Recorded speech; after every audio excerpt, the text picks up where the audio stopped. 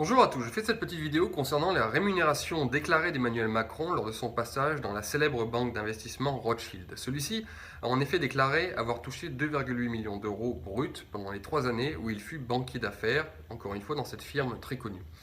2,8 millions d'euros, ça paraît énorme pour le profane, mais à la vérité, pour un banquier d'affaires, cette somme est absolument dérisoire, surtout compte tenu du poste qu'a occupé Emmanuel Macron durant ces 3 années et surtout, plus encore, par rapport aux affaires qu'il a gérées lui-même en tant que Keyman, comme ils appellent ça, c'est-à-dire en tant qu'homme clé.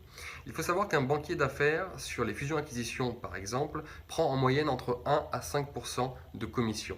Et il se trouve qu'Emmanuel Macron, pour ne prendre qu'un seul exemple, car il a géré d'autres affaires, pour ne prendre qu'un seul exemple, a géré l'une des plus grosses fusions-acquisitions de ces dernières années, la fusion-acquisition Nestlé-Pfizer Food, qu'il a lui-même amené chez Rothschild puisqu'il connaissait le PDG de Nestlé, Peter Brabeck, qu'il avait rencontré à l'époque à l'inspection générale des finances, et cette fusion-acquisition est montée jusqu'à 9 milliards d'euros.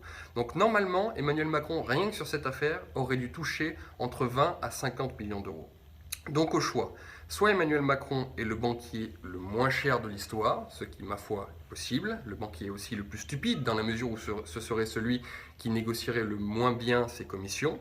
Soit cet argent est ailleurs, Emmanuel Macron ment et il y a du compte offshore dans l'air. Tout ce que je peux vous dire, c'est que les banquiers d'affaires rigolent beaucoup des rémunérations déclarées d'Emmanuel Macron. Car, encore une fois, celles-ci ne sont pas crédibles compte tenu du poste qu'il a occupé et des affaires qu'il a gérées en direct en tant qu'homme clé. Voilà, ce serait intéressant que les journalistes s'intéressent et creusent la question, se penchent sur la question, notamment sur celle des commissions que prennent les banquiers d'affaires sur les fusions-acquisitions, car ils verraient encore une fois que les rémunérations d'Emmanuel Macron durant son passage à la banque Rothschild ne sont pas crédibles. Voilà, je vous remercie, à bientôt.